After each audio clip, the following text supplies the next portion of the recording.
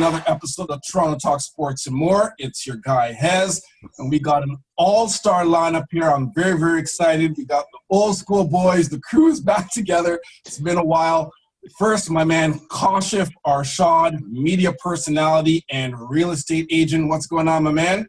I appreciate it, man. It's great. Great to be here with you guys again. It's been a while. It's been a while. Welcome back to TTS. It has been a while. And we got my main man, Luca Rosano from the Waterboy Report, and obviously the host of the Luca Rosano Show. What's going on, Luca?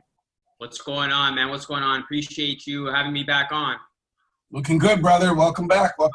And all the way from the 519, we got the owner and the host of the Mitchell Report Unleashed podcast, Mr. Rory Mitchell. What's going on, brother? Hey, Zion. Welcome, my friend. Thank you. Thank you for the warm welcome. Rory, it's been long overdue. I can't believe we've known each other for probably almost 2 years now since we've both been kind of doing the podcasting. Yep. I've been on your show before. I know you were supposed to come to Toronto once again. You're from London, and you were supposed to kind of mix it up in studio. That never happened. So welcome to the show. Finally, for the first time, you've been stamped, sealed, approved. Welcome to TTS, man. Thank you, man. I appreciate it. And let's get the show on the road. Like, I've had all three of you guys, on the platform, but by all means. Rory's so humble, eh? Isn't he just so humble?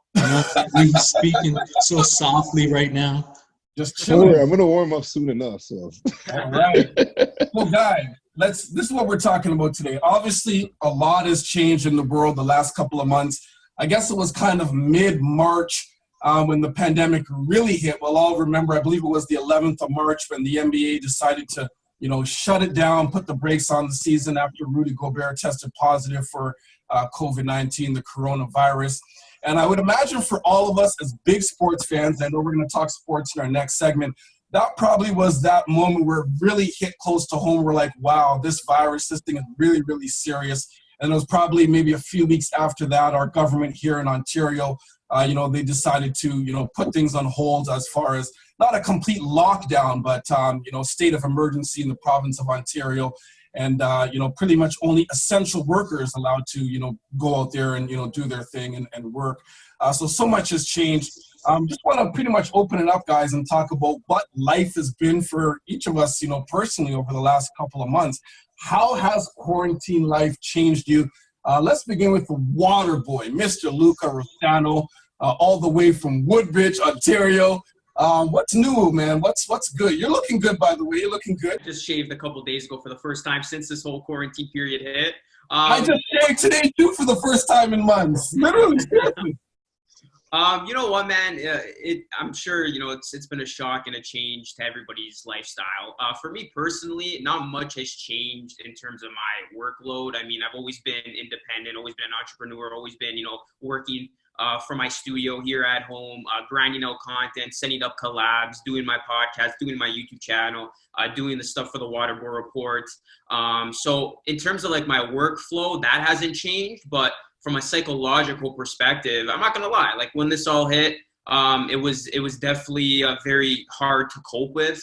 Sports being the number one thing being taken away from me, that was very hard for me to process. And then obviously the more important, issues of what COVID did around the world, so many people dying, innocent people dying, you're kind of sitting there like, what's going on? Like, when is real life going to resume?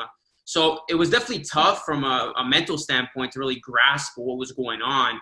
But then as, things are starting to begin to somewhat move in a positive direction, I've been able to have a much more positive mindset on things. And I'm sure just like all of us, just continuing to work, continuing to grind, and just believing that this will pass and we will once again get back to a better day. So this has definitely been a change. We're going to talk about this for many years to come. This is going to be a huge point in time. Future kids and their kids are going to look back at this like a history lesson in their books. And we can all say we're a part of it and we lived through it. I think with me, with COVID, and you having our job and stuff like that, but the creative element is now skyrocketed for myself. And I know a lot of other people can speak about this too. It's just keeping and honing our passion and our focus. I do miss the gym. That's what I'm struggling with. I don't have no weights to be lifting. I can't be out there as a trainer and training the group classes that I'm doing, but I've given back to myself even more. It's just the time to learn, put your time, your art, your ability, your craft into learning a new program, right? Audiobooks, reading books, right? So self-development, full 100%. I'm going to tie into, what Luca said and what Rory said. I mean, first and foremost, I always got a hat on because I haven't been able to go to my barber. So my hair is like all over the place. So I'm always wearing a hat. Okay. I'm at home and I don't got to shave my beard unless I trim it. So that point, I'm all okay. right. But from a societal perspective of what we're dealing with, I mean, I talked to Rory about this on his podcast, a couple of weeks ago. It's really put things in perspective, right? We're always about the hustle and bustle and the grind, and we miss that physical aspect. But I think what's happened is it's allowed us to really build our mental state inside of what we have. And it's allowed me personally to connect with people that I would probably never connect on. I mean, we joke around about posting Zoom meetings and Google this and Google that, but it's allowed you to connect in ways that sometimes you take for granted when you have the ability to meet people, right?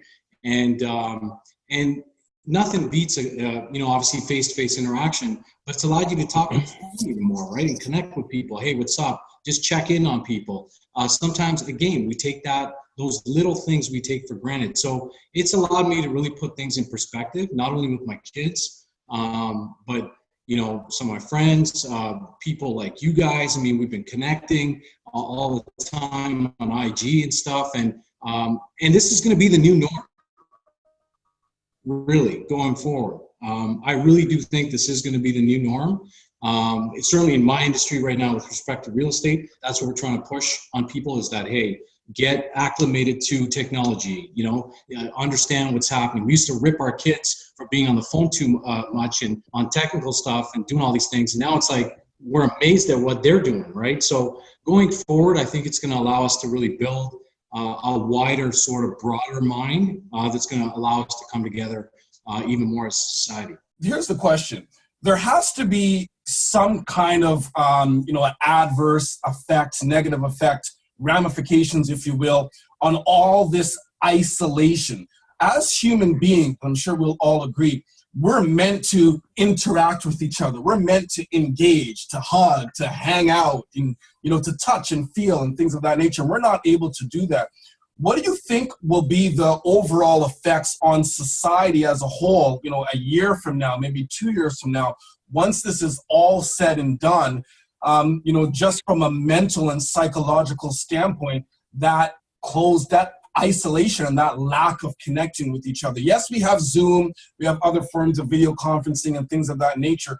But once again, not being able to really see people in person and to, give someone a hug or shake someone's hand, things that I'm sure we probably would all agree are actual human needs. We actually have this need to actually, connect with each other as human beings. What do you think the effects of all this isolation will be kind of down the road? I think long term, this is going to do a lot more damage to our mental health and obviously our economy than the actual virus has done. I mean, I don't know, like this is going to be, a whole nother topic of conversation, but has kind of, governments, have they gone overboard with, their quarantine laws and doing the things that they've been doing? Because mental health was always a big issue. And now it's an even bigger issue, especially with all this going on where, you can only see people face to face. You can't, go out with your friends. You can't shake somebody's hand. You can't have that physical touch. Like you said, Zion, like we're human beings. Like that's what we're meant to do on this earth. We weren't meant and born to do these things through screens all day. So I know personally speaking, like it's definitely taken a toll on me mentally. And going back to what Rory was saying, like it's made me want to get more into the self-development aspect of things, working out or listening to audiobooks to better myself mentally. Because like you read all into it, you see kind of where we're headed. It looks like we are headed for a social distance society. And just by human nature, I don't think that's going to have a good effect on us. So, I mean, we just got to, I guess, make the best out of it and just hope we can get back to the days where, you can meet up with your buddies at a local bar. I'll piggyback off of what Luca said. You speak so brilliant about it because, you think about your inner circle, your friends. And just the other day, yesterday, you know, I did some creative work with my good friend. You know, he came all the way down from Toronto there, and it was quite humbling. Yes, we practice the same social distancing, but all the times me and him are talking is on the phone, and it's like finally to be able to connect and embrace, not hug or, you know, get too close, but reach out, give him a pound. It was so much rewarding, you know. And I think going forward, what you're going to see a lot of is people are just going to distance themselves. I'm starting to see it a little bit now, as far as even communicating with other folks, like, you know, people that you're in your inner circle. A lot of them are like, hey, like, let's reach out. Is everything okay? And I think really the biggest challenge with a lot of people is a lot of people are shunning away because they don't know how to speak about their what they have going on. And I've always been a person saying, holding you accountable. Reach out. It doesn't matter if it's 3 or 4 o'clock in the morning. Just pick up the phone, send a text, be like, hey, listen, I'm mentally not doing good. How can I get past this? Let's take a deep dive. Let's flush everything out. We need to, you know? So that's kind of how I'm looking at it. And I just really hope, you know, everybody that listens to this really can take from it, you know, and just say, you know, find out who your 5 accountability people are in your life. Reach out to them. They're going to hold you accountable, and it's really going to build, you know, better for your ecosystem amongst your family and your friends. 100%. I mean, there's no substitute to a physical touch, like you stated, right? I mean, there's no substitute for that. We know that. We're human beings. I get that part. But what this allows you to do is really take that moment to appreciate those little things that, again, we did not appreciate when we had the ability to go out for, you know, to hang out with your boys or take your family out to dinner or whatever it is, right? Going to sporting events. I mean, you know, we take that for granted. That's huge, right? I mean, who knows when we're going to get able to get back to arenas to watch, you know, our favorite teams play. But again, it just allows you to really appreciate those little moments. And you talked about it, self-care, right? It allows you to read that book that you may never have time to read, or, you know, write that journal in the morning that, you know, you may not have had time to write. So it's allowed me to certainly do that, to put little things in perspective that I wanted to try to accomplish, you know, that I thought I would never have time for because I'd be out and about. And now that I'm home, and again, just because you're home, it's 6 feet of distancing. I mean, we're not, you know, I heard the saying, you know, it's not social distancing, it's physical distancing, right? This is a health crisis. So you can still go see, you know, we can meet up and just say, hey, man, we draw the line that we're 6 feet apart and away you go, right? Let's do that. I mean, so really, let's just make the best out of what we got. Zion, you said it. We don't know how long this is going to go on for, but as long as it goes on, let's just have a positive mindset and not just, you know, continuously be in a negative frame of mind, because that's only going to make things worse. Right? Yeah, for sure. I think that's the first time you've ever called me Zion. You usually call me Hez. I know. I was going to correct you. I was like, okay, I got you on my WhatsApp at Zion, so, you know, maybe it just came off like that. I love it. But you know what? Hez, my man. Absolutely. And I know you appreciate it. I usually call you by your last name, Arshad. I just love that name. But you touched on something important, and I think the words that we use, the phrases we use do matter. I do believe that there is a very clear distinction between physical distancing and social distancing. We should not social distance from each other. Certainly we should physical distance as far as, you know, that 6 feet apart, but there's so many opportunities for us to connect and to, you know, stay in touch with people. And as you said, if it is safe for us to get together, as long as we're, you know, within, you know, that distance or not within that 6 feet distance, and that's a good thing. I'll tell you guys this though, one of the concerns that I have, you know, back to the topic as far as, you know, the adverse effects on society from a, you know, a mental standpoint, psychological. I mean, personally, I definitely feel for those who are, you know, bachelors or those who live alone, whether they're elderly or, you know, anyone who's, you know, by themselves, who's, you know, perhaps used to having somewhat of a social life, going out and visiting people, having people visit them, but they're not able to do that. And probably even more so, those particularly, you know, women who are in abusive relationships. I mean, I'm sure we've heard and seen some statistics that the numbers for domestic abuse are up. So, I mean, women who are in, you know, bad, you know, abusive situations, and, you know, you're stuck at home with an abusive spouse, children potentially involved and, in abusive situations in households. As I said, I don't know how much we're going to see right now, but I feel that within the next year or 2 years, perhaps we will definitely be able to understand and see some of the ramifications, some of the effects, the adverse effects of all of this isolation. I think it was Luca that said it, and I would agree that perhaps, it'll be worse than the actual virus itself, you know what I mean? Just the things that we're doing and distancing from each other and some of the adverse effects, from all of this. I do want to move on to one thing, though, probably from a more positive standpoint as we begin to, wind down here. This is really great discussion, guys. I know we're used to, chopping up and talking before, so it's good that we can kind of mix it up and talk about these, real life issues. I'll actually just throw it out. What are you personally most looking forward to do once quarantine ends and once, the restrictions are lifted? If you were to just say one thing that you're most looking forward to doing, whether maybe it is going to a sporting event, going to a concert, maybe it's going to visit a relative who you haven't seen because, you've been distancing or whatever the case.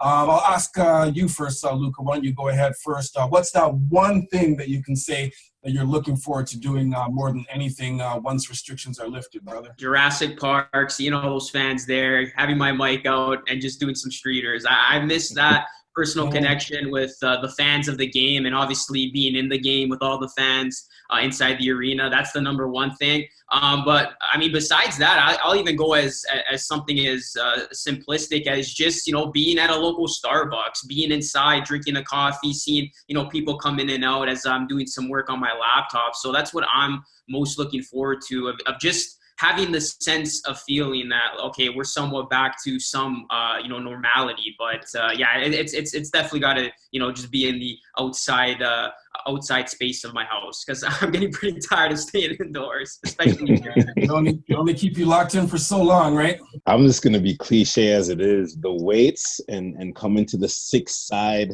Toronto side, definitely this summer. You already know, That's it. Yeah, that's going to be what we're going to be doing. From a physical standpoint, the Raps games, obviously, checking them out, checking out the boys, sporting events. I like golf. I mean, that's been a big activity that I do to try to keep myself in shape, and it's a nice social thing to meet people. And that's the thing. But, if you guys saw my daughter earlier who walked in, if she was here, she would say the mall. I miss to the mall. So again, it probably speaks on all of us, just being out there, just enjoying the outdoors and stuff like that. We still have an opportunity to do that, but just we got to be careful. But in due time. For sure. I'll say this, guys, and I've said it before on the show because obviously we've been talking about this stuff for a while, but just for the sake of you guys, one of the things I'm looking forward to more than anything, as simple as it is having a normal grocery shopping experience. I buy a lot of groceries. As you know, I have a big family, a family of 6. And, the whole production of, putting on gloves, putting on the mask, waiting in lines and, having to keep a distance, it's just very weird, very odd. It's not fun out there at all. So that's one thing I'm looking forward to is just, going to the grocery store without having to, put on the whole, put on a whole outfit. Yeah, man. Getting back and the other thing is, speaking of groceries and not worrying about sneezing or coughing. Oh my goodness. Because I'm telling you, I just literally did that a couple days ago, and I had a mask on, I had gloves on, and I literally sneezed. You can't hold it in sometime. And I'm telling you, the guy beside me literally jumped. Absolutely. It's like, oh my God, I had a mask on, you know what I mean? But, look, it is this, the ways are what we're in right now. But you're right. I mean, that's normalcy in itself. Guys, I'll tell you this, and this is crazy to say this, but it's so true. You're more likely to get away with passing gas in public rather than sneezing or coughing. I'm telling you, like, a sneeze or a cough is like the worst thing that someone can do. I mean, it's a natural thing, and just because you sneeze or cough doesn't necessarily mean you have the virus, but just the way that, I'm sure the reaction that you got, Kashif, that's just the way people would interpret it. And that's actually a little bit of a concern that I have because I have allergies. I have year-round allergies, so I don't have to have the flu to sneeze. Sometimes I'll just like go in little sneezing fits in my home or wherever because of my general allergies. But that's something that I'm very cautious of when I'm out in public because, you don't want to freak people out, right? So, guys, let's get out of here on this, end on a positive note. If you were to give just one, a quick zinger, one line word of encouragement, going back to what we were talking about earlier, obviously there are people who are really struggling with, everything that's going on, whether they're living on their own or they're in bad relationships or, they're just really struggling, not being able to connect and see their loved ones, friends, and family. Could be financial, because this has definitely had an impact on the economy and on many people from a financial standpoint. So if you were to just give one quick, word of encouragement, one quick word of advice to somebody out there that's struggling with, what's going on with the pandemic. Rory, let's begin with you. The number one word, the 4-letter word, love. Love. Love. Love it. LOVE. Absolutely. Don't need to say anything more. Mic drop. Love. It's all love. I'll say, this too shall pass. I was just about to say that. That beats it. Yes. I was just about to say that. Great minds think alike. Great minds think alike. Wow. Think of something else now, man. I'll just say, make the most out of this opportunity, and what Kashif said. Man, we're a team. I'll say this too, you say shall pass, and we'll be good. Right. Well, just to quickly expand on what you said there, Luca, as far as making the most of the opportunity, that's been my word of encouragement to a lot of people as far as, we all have a lot more time on our hands than, we're used to having. So be as productive as you can. A lot of people would in the past complain, if I had more time, if there were more hours in the day, this and that. Well, a lot of people now have more time. So hopefully they're being productive with their time and, picking up, a hobby or just doing something that, you always wanted to do that you never had the opportunity. So just keep productive. As Rory said, love, LOVE. Check up on your loved ones. This too definitely shall pass. We don't know when, but it's all a matter of time. Guys, thank you so much for being here. I know we're going to be talking sports in our next segment coming up, but this is really good, and especially to end on a positive note, words of encouragement. Always great to chop it up with the crew. Yes. Thank you. Thanks for having us, man. Appreciate it, man. Sure. Toronto Talk Sports and more. For the love of the six, let's connect.